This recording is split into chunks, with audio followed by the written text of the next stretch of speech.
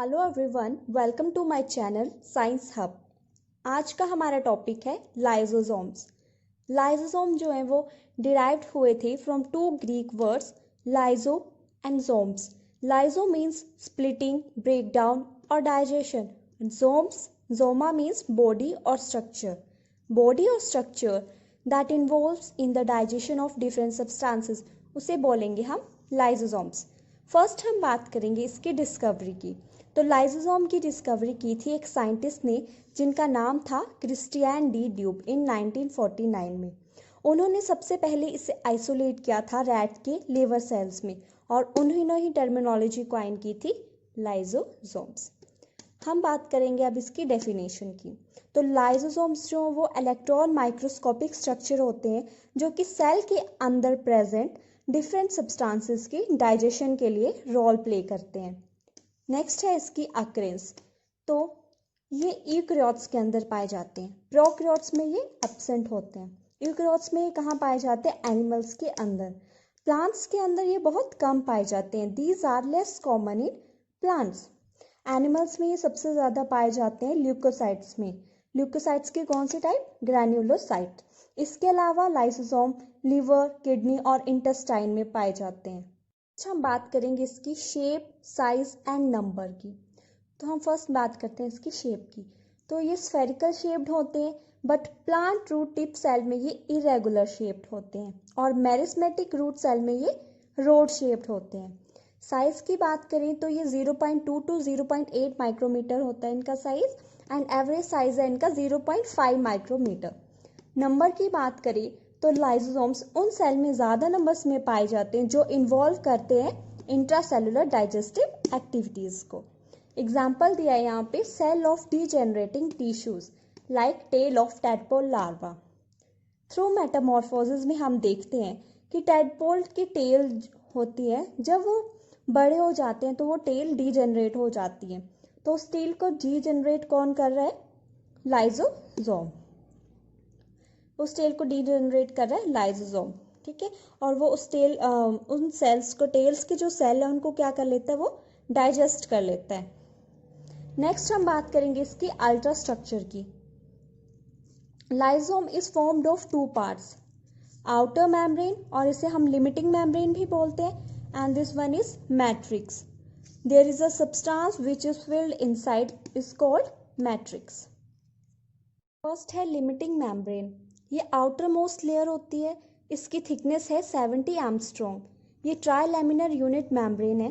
ये प्रोटेक्ट करता है सेल को फ्रॉम ऑटोलिसिस से और ये कंटेन करता है एसिडिक ल्यूमन जो कंटेन करता है हाइड्रोलिटिक एंजाइम्स को एंड एक्टिवेटर्स को।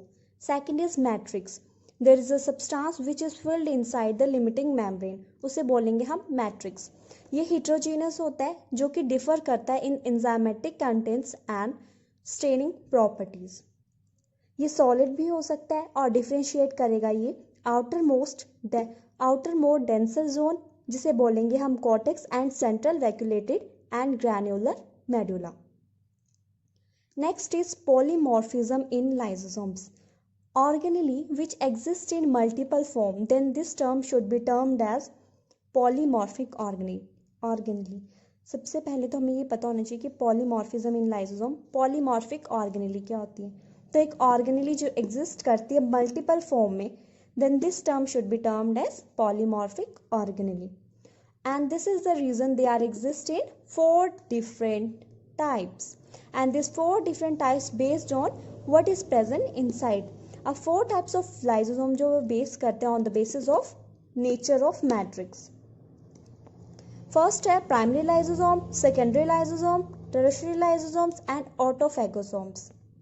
प्राइमरी लाइसोसोम जो होंगी वो गोल्जी अपरेटस से रिसेंटली फॉर्म्ड हुए होंगे। ये इनएक्टिव हाइड्रोलिटिक एंजाइम होंगे। और सेकेंडरी लाइसोसोम्स को डाइजेस्टिव वैक्यूल्स भी बोलते हैं।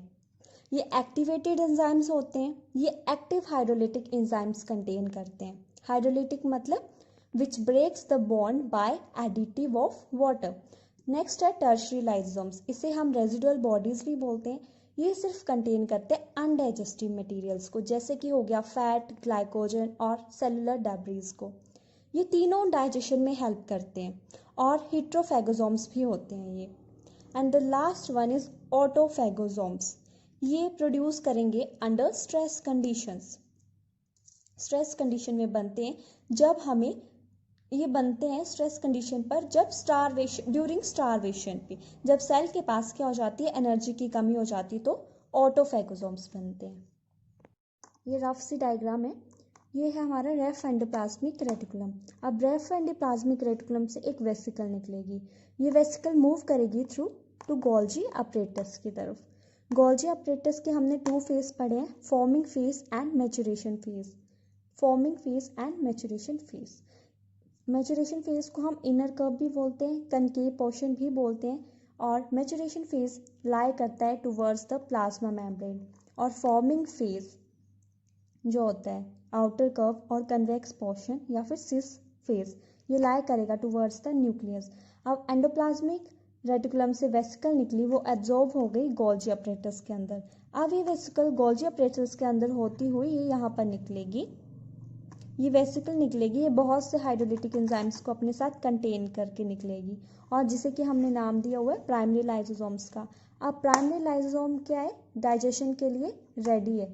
अब प्राइमरी लाइसोसोम जो वो डाइजेशन के लिए रेडी है। यहाँ पर एक सब्सटेंस है, ठीक है, वो सेल के अंदर आता है। सेल के अंदर आने के बाद क्या होता है, यहाँ पे अंदर क्या है, फूड वैक्यूल बन जाता है। क्या बन जाता है, एक फूड वैक्यूल अंदर आता है और ये फूड वैक्यूल बन जाता है, ठीक है।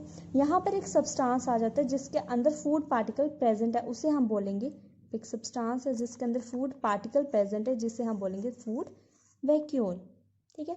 प्राइमरी लाइसोसोम और फूड वैक्यूल आपस में मिलकर, प्राइमरी लाइसोसोम और ये फूड वैक्यूल आपस में मिलकर क्या बना रहे हैं, हमारा सेकेंडरी लाइसोसोम। सेकेंडरी लाइसोसोम बना रहे हैं।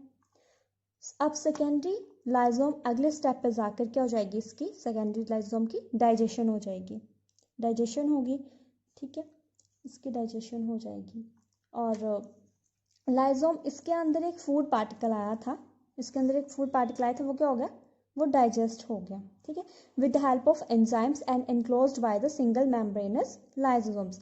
यहाँ पर डाइजेशन कंप्लीट हो गया। जब डाइजेशन कंप्लीट हो जाती है तब बहुत से सब्सटेंस सेल के अंदर क्या हो जाते हैं, एब्जॉर्ब हो जाते हैं। जो रेजिडुअल बचता है वो सेल के बाहर क्या हो जाता है, एलिमिनेट हो जाता है, सेल के बाहर एलिमिनेट हो जाता है ना। सेल के बाहर एलिमिनेट हो गया तो उसे हम बोलेंगे रेजिडुअल लाइसोसोम या फिर टर्शियरी लाइसोसोम। That's it. एक बार फिर से देख लेते हैं। रफ एंडोप्लाज्मिक रेटिकुलम से एक वेसिकल निकलेगी। ये वेसिकल मूव करेगी टू गोल्जी अपरेटस की तरफ। गोल्जी अपरेटस से होती हुई ये यहाँ पर निकलेगी और ये बहुत से हाइड्रोलिटिक एंजाइम्स को अपने साथ कंटेन करके निकलेगी, जिसे हमने बोला प्राइमरी लाइसोसोम्स। अब प्राइमरी लाइसोसोम, अब हमने यहाँ पे बात करी थी, ये सब्सटेंस है, यहाँ पे क्या है, फूड वैक्यूल बना हुआ है, ठीक है। तो ये जो है फूड वैक्यूल, उसके अंदर फूड पार्टिकल है, फूड पार्टिकल। अब प्राइमरी लाइसोसोम और फूड वैक्यूल आपस में मिल गए और ये आपस में मिलकर इन्होंने क्या बना दिया, सेकेंडरी लाइसोसोम्स। सेकेंडरी लाइसोसोम्स बना दिए इन्होंने। अब सेकेंडरी लाइसोसोम क्या होता, अगले स्टेप पे आकर क्या हो गई, इसकी डाइजेशन स्टार्ट हो गई थी, है ना, with the help of enzymes enclosed bye a single membranes lysosome.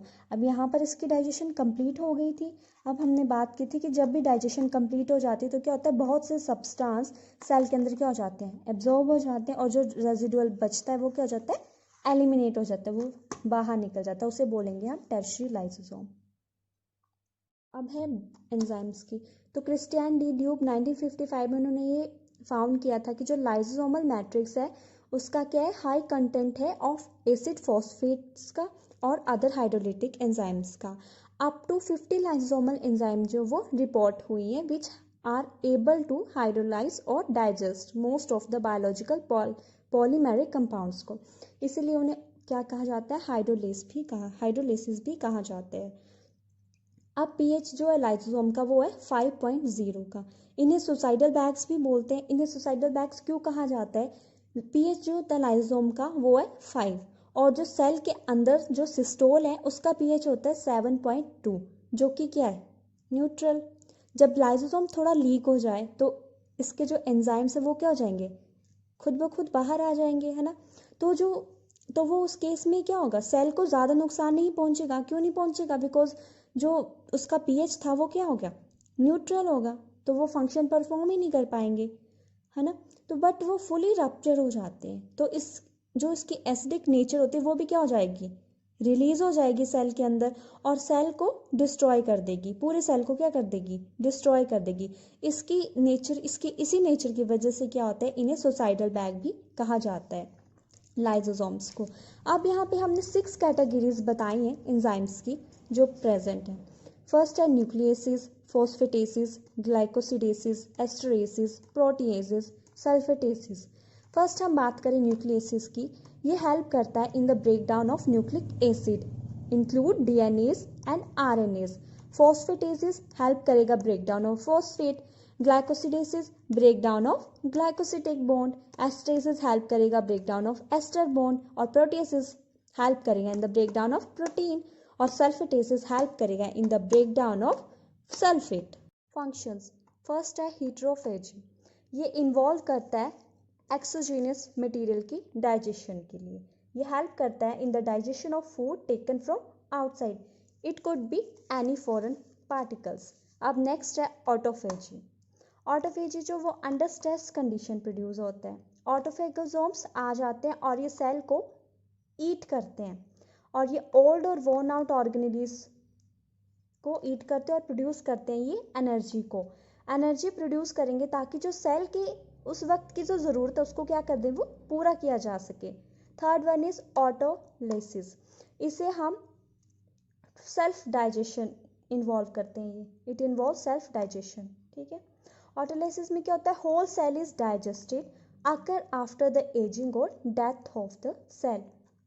Next हम बात करें एक्स्ट्रा सेलुलर डाइजेशन की, इसमें क्या होता है, प्राइमरी लाइसोसोम रिलीज करता है उसकी एंजाइम्स को out of the cell by exocytosis to digest the food outside. Example दिया यहाँ पे एक्रोसोम, इसे हम जाइंट लाइसोसोम भी बोलते हैं। और भी इसके कुछ एग्जाम्पल्स हैं,